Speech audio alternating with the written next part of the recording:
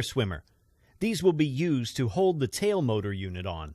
Peel off the backing on the sticky pad now attached to the hook and stick it onto the area of the balloon marked "Place hook here." Repeat for all 4 hooks. It is important to make sure the hooks are facing towards the head of your air swimmer. Finally, secure all hooks with the clear tape provided.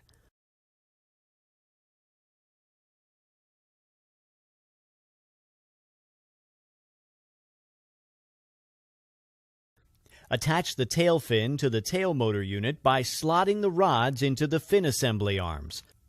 The rods should line up with the groove in the arms, and the ends should sit comfortably in the gap at the end of the fin assembly arms. The fastening clips should be used at the top and bottom of the assembly arms to secure the rods in place. To connect the tail motor unit to your air swimmer, use the 4 elastic bands to attach the hooks on your air swimmer to the hooks on the fin assembly.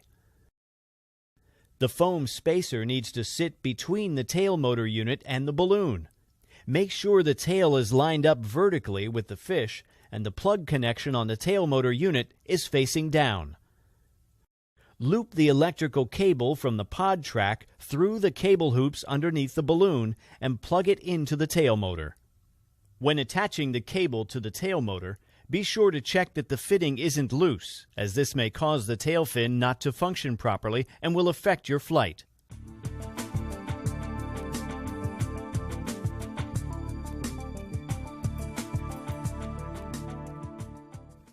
Hold the fin and remove the backing from the now attached sticky pad, then simply stick each fin to the marked areas on the balloon. Repeat for the 3 positions, 2 on the shark's underbelly and 1 on the top. Once all of the fins have been attached to your air swimmer, apply the clear tape over each of the tabs to keep them secure.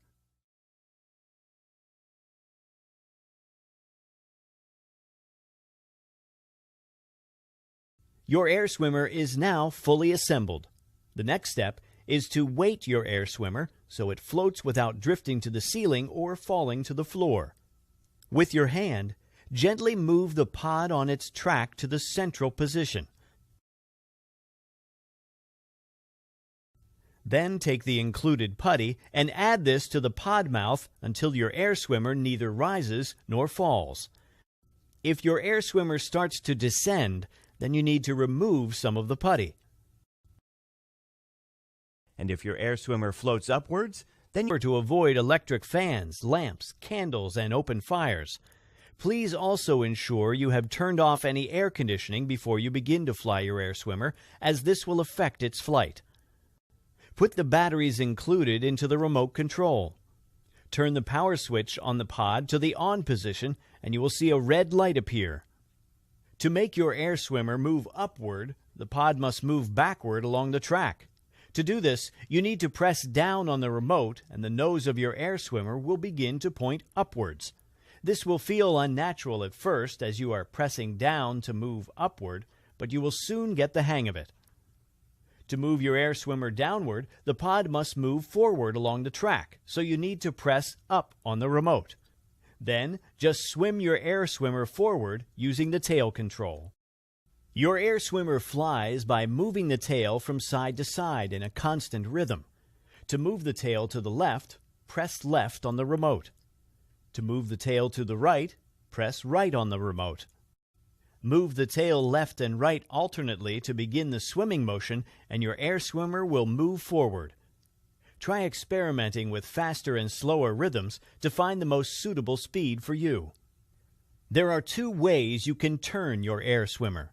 If you wish to make a slower but sharper turn, simply press and hold the directional button corresponding to the way you want to turn. This will lock the tail and your air swimmer will slowly float round in the chosen direction.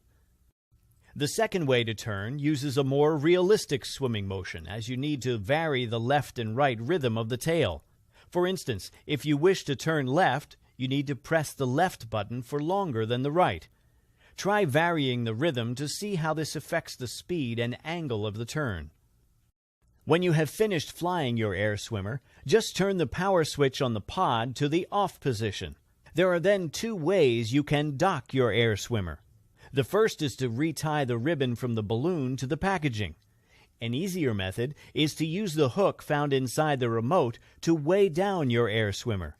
Simply attach this hook over one of the hoops and store your air swimmer ready for its next flight.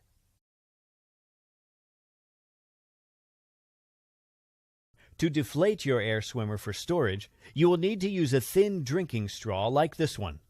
Slide the straw into the valve of your air swimmer and slowly press on the balloon until empty of helium.